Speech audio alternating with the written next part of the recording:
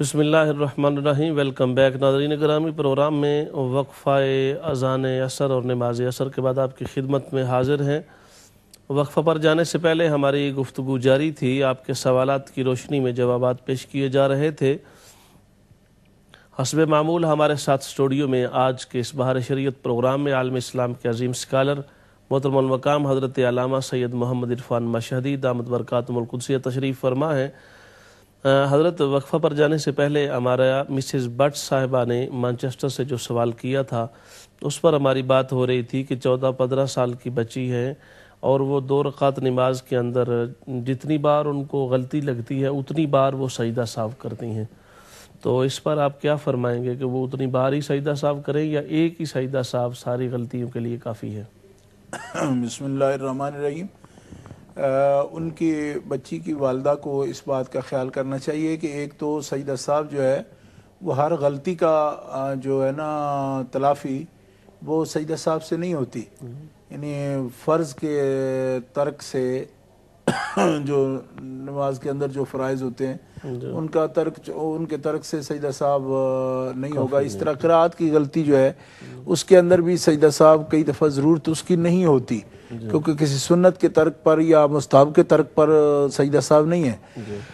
سجدہ صاحب جو ہے فرض کی جو ہے نا تاخیر وغیرہ پر ہوتا ہے یا پھر واجب کے ترک پر ہوتا ہے، تو واجب کا ترک جو ہے اس کے تلافی جو ہوتی ہے وہ سجدہ صاحب سے ہوتی ہے، اور اگر مستحب یا سنت کے ترک پر سجدہ صاحب کرا ہوگا تو یہ بھی نماز کے اندر نقص ہوتا ہے، یعنی ضرورت نہیں ہے تو کوئی سجدہ صاحب کر رہا ہے۔ اس لیے تو ایک تو بچی کو یہ بتانا ضروری ہے کہ سجدہ صاحب کس غلطی کے نتیجے میں کیا جا سکتا ہے یا کرنا ضروری ہے، یہ بتانا ضروری ہے۔ دوسرا یہ بتانا ضروری ہے کہ اگر واجبات نماز میں سے متعدد بھی اس سے رہ جاتے ہیں تو 2 سجدے جو ہیں سجدہ صاحب جس کو کہتے ہیں وہ اس کے لیے کفایت کر جائیں گے۔ یہ رد المختار میں علامہ ابن عابدین شامی رحمۃ اللہ علیہ نے، اور بہار شریعت جیسا کہ ہمارے پروگرام کا نام ہے، حضور صدر الشریعہ بدر الطریقہ علامہ امجد علی اعظمی رحمۃ اللہ تعالی علیہ نے سجدہ صاحب کے بیان میں اس کو تفصیل سے بیان کیا ہے کہ متعدد واجبات کے ترک پر بھی ایک سجدہ صاحب جس کو کہتے ہیں، یعنی کہ آخری تشہد کے بعد قادہ میں، آخری قادہ میں تشہد کے بعد 2 سجدے کرنا صاحب کے، اور اس کے بعد پھر اتحیات جو ہے شروع سے پڑھنا، تشہد پڑھنا پورا اور پھر آخر تک پڑھ کے پھر سلام پھیرنا، دونوں طرف سلام کہنا، یہ ہے سجدہ صاحب کا طریقہ۔ تو یہ متعدد بھی اگر واجبات رہ جائیں گے تو سجدہ صاحب ایک ہی اس کی تلافی کرے گا، لیکن یہ بچی کو چونکہ ابھی اس کی عمر بھی کم ہے تو اس کی معلومات ہونا ضروری ہے کہ سجدہ صاحب جو ہے وہ کس چیز کے فوت ہونے پر سجدہ صاحب ہوتا ہے، یہ بتانا ضروری ہے۔ مستحبات نماز کے سنن، واجبات اور فرائض، شروط نماز کی، یہ الگ الگ بچوں کو سمجھانا ضروری ہے، اور پھر سجدہ صاحب کن کن صورتوں میں سجدہ صاحب کے ساتھ نماز کامل ہو جاتی ہے یہ بتانا ضروری ہے، اور جن صورتوں میں واجب الاعادہ ہوتی ہے نماز کے لوٹانا ضروری ہے، سجدہ صاحب سے تلافی نہیں ہوتی، وہ مقامات بھی بتانے ضروری ہیں نماز کے۔ جزاکم اللہ۔ ہمارے ساتھ اسماعیل بھائی ہیں پریسٹن سے۔ السلام علیکم اسماعیل بھائی۔ وعلیکم السلام، کیسے ہو صابری صاحب؟ جی الحمدللہ۔ شاہ صاحب کو میرے طرف سے سلام۔ وعلیکم السلام ورحمۃ اللہ۔ میرا ایک سوال ہے جی کہ عشاء کی نماز میں 3 وتر کے اندر دعائے قنوت جو پڑھا جاتا ہے، اللہم انا نستعینک و نستغفرک، اگر کسی کو نہ آتا ہو تو اس کی جگہ پہ کوئی صورت ہے کہ وہ پڑھ سکے؟ جی ٹھیک ہے، کیونکہ کئی لوگوں کو، مجھے پتا ہے کہ کئی لوگوں کو یہ پوری آتی نہیں ہے، اسی لیے میں نے بولا کہ چلو یہ سوال پوچھتے ہیں۔ جی اور دوسری یہ بات ہے کہ ابھی رمضان کے مہینے میں ابھی عصر کے ٹائم پہ مسجد کے اندر لوبان جلا سکتا ہے، کیونکہ اس کے دھوئیں سے لوگوں کے گلے کے اندر تھوڑی خرش تو ہوتی ہے، تو پرابلم بھی تھوڑی ہوتی ہے، تو اس کا ذرا خلاصہ کرو تو مہربانی ہوگی۔ اور میں نے 2 سوال آپ کو پوچھے تھے صابری صاحب پہلے، مگر میرا جواب تو آپ نے نہیں دیا۔ وہ پرسوں بھی میں نے سوال پوچھا تھا اور اگلی ویک میں بھی پوچھا تھا، مگر سوال آپ نے جواب نہیں دیا۔ وہ کون سا تھا اسماعیل؟ بات نہیں، جی میرا تو خیال ہے آپ کا سوال ہو گیا تھا یا پھر ابھی باری نہیں آئی ہوگی؟ باری نہیں آئی تھی اور پھر بعد میں کیا ہوا کہ آپ وقفے میں چلے گئے، اس کے بعد دوسرے سوال لینا شروع کر دیے تھے، تو میرا سوال کا جواب اڑا دیا، مگر صاحب صاحب ہے نہیں، تو ایسے سوالوں کا جواب تو صاحب صاحب بھی دے سکتے ہیں پوری ذمہ داری کے ساتھ۔ جی جی مگر یہ سوال جو ہے نہیں وہ دعائے قنوت والا ذرا تھوڑا خلاصہ کر دے تو مہربانی ہوگی آپ کی۔ جی ضرور، اور میرے طرف سے آپ سب کو سلام۔ بہت شکریہ، وعلیکم السلام۔ جزاکم اللہ۔ ہاں جی حضرت، تو ہمارا اگلا سوال تھا یہ مسز بٹ صاحبہ کا ہی مانچسٹر سے، انہوں نے یہ پوچھا کہ اگر پہلی رکعت میں بھول کے تشہد کوئی بیٹھ جائے تو پھر دوسری رکعت میں تشہد بیٹھیں گے یا نہیں بیٹھیں گے؟ یہ بیٹھیں گے۔ دوسری رکعت کا تشہد جو ہے وہی ہر 4 رکعتی نماز جو ہے اس کے اندر 2 رکعت پر جو تشہد ہے یہی ضروری ہے، اس لیے جو بھول کر بیٹھے ہیں وہ اس کی کفایت نہیں کرے گا، کیونکہ 1 رکعت پر تشہد تو ہے ہی نہیں، اس لیے 2 رکعت پر تشہد کرنا ضروری ہے۔ جو پہلے بیٹھے ہیں اور زیادہ دیر اگر بیٹھ گئے ہیں تو پھر اس میں سجدہ سہو کرنا پڑے گا۔ جزاکم اللہ۔ جی احمد سلیمان صاحب ہیں لندن سے۔ السلام علیکم احمد سلیمان صاحب۔ وعلیکم السلام محترم علامہ پروفیسر خورشید عالم صاحب، آپ کو اور پیر طریقت سید محمد عرفان مسعودی صاحب کو میرے طرف سے خوب خوب سلام پیش کرتا ہوں۔ وعلیکم السلام۔ اور ساتھ و ساتھ امہ چینل کے تمام اراکینوں کو بھی سلام پیش کرتا ہوں اور سننے والے تمام کو بھی۔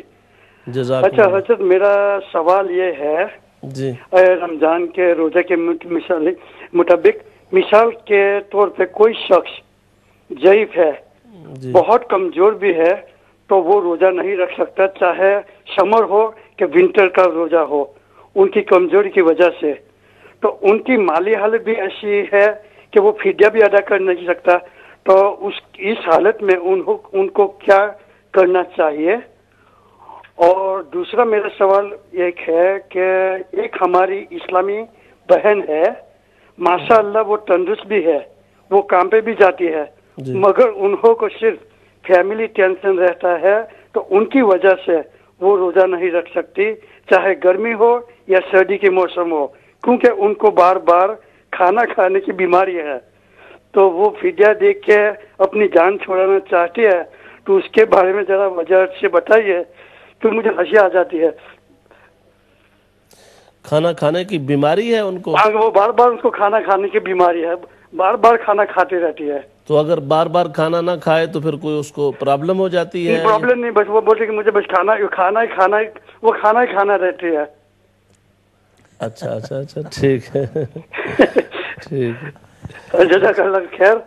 جی ٹھیک ہے احمد سلیمان بھائی، اللہ پاک آپ شاہ صاحب کو بہت دنوں کے بعد ان کا دیدار ہوا ماشاءاللہ شاہ صاحب کا، تو اللہ تعالیٰ ان کو خوش رکھے، ان کی عمر میں، علم میں، اور آپ کی بھی عمر میں اور علم میں اللہ تعالیٰ برکت عطا فرمائے۔ جزاک اللہ، اللہ تعالیٰ آپ کو سلامتی عطا فرمائے۔ آمین آمین، جزاک اللہ۔ بہت شکریہ احمد سلیمان صاحب، آپ ہمارے ساتھ تشریف فرما ہوئے، ہمارے بڑے پیارے ساتھی ہیں، بڑے پیارے کالر ہیں، بڑی دعاؤں سے ہمیں نوازتے ہیں۔ اللہ پاک آپ کو بہت ساری برکتیں عطا فرمائے اور آپ کو رمضان المبارک کی خصوصی برکات بھی نصیب ہوں۔ تو انشاءاللہ ہمارے ساتھ رہیے گا۔ آپ کا سوال آج بھی آپ کے سوالات تھوڑے لیٹ ہی آئے ہیں، تو ایسا نہ ہو کہ اب بھی آپ کا شکوہ باقی رہ جائے، تو بہرحال انشاءاللہ ہم پوری کوشش کریں گے وقت میں اجازت دی تو حضرت ناصر صاحب نے لوٹن سے یہ سوال کیا، اپنا ایک سسٹر نے گلوسٹر شاعر سے، جی کہ جی خالد ملک صاحب ہیں لندن سے۔ السلام علیکم خالد ملک صاحب۔ وعلیکم السلام ورحمۃ اللہ وبرکاتہ۔ قبلہ پیر صاحب اور علامہ خورشید عالم صاحب آپ کی خدمت میں انتہائی ادب سے السلام علیکم ورحمۃ اللہ وبرکاتہ۔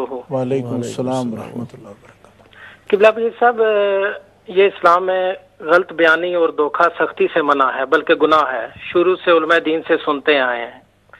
عام آدمی سے تو اس کی توقع کی جا سکتی ہے، لیکن جب اپنے نام کے ساتھ سادات کا نام لگا کر عوام سے غلط بیانی اور دھوکہ صرف چند 100 پونڈوں کے لیے کیا جائے، اور وہ بھی حج اور عمرہ کے لیے لے جا کر، اب سوال یہ ہے کہ کیا حسبی اور نسبی سادات سے یہ توقع کی جا سکتی ہے؟ کیا ان کے خون میں یہ چیز شامل ہو سکتی ہے قبلہ پیر صاحب ایک طرف حضرت شیخ عبد القادر جیلانی رحمۃ اللہ علیہ نے ایک سیب کی خاطر تاریخ رقم کر دی، اور دوسری طرف یہ آج کے دور میں قبلہ پیر صاحب جب غیر عقیدہ لوگ اس چیز کے ہمیں مثالیں دیتے ہیں نا تو سر شرمندگی سے جھک جاتے ہیں، ہم کوئی دفاع بھی نہیں کر سکتے. تو پلیز یہ اس بارے میں آپ کیا، وہ کہتے ہیں کہ یہ قیامت کی نشانیوں میں ہے یا یہ، تو پلیز اس بارے میں آپ، اللہ تعالیٰ آپ کے صحت عطا فرمائے.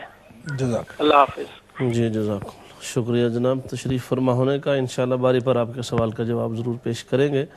حضرت یہ ایک سسٹر نے گلوسٹر شہر سے سوال پوچھا ہے کہ عورتوں کو جو دودھ پلانے کی مدت ہے، بچوں کو جو دودھ پلاتی ہیں، تو اگر اس مدت سے پہلے دوسرے بچے کی امید ہو جائے تو اس صورت میں کیا مقررہ مدت سے پہلے دودھ چھڑایا جا سکتا ہے؟ اس کی اجازت ہے شرعی طور؟ بسم اللہ الرحمن الرحیم. تو جو سوال میری بہن نے کیا ہے ان کی اطلاع کے لیے عرض ہے کہ شریعت نے جو رضاعت کی مدت مقرر کی ہے وہ واجبی نہیں ہے کہ ضرور وہ مدت دودھ پلایا جائے.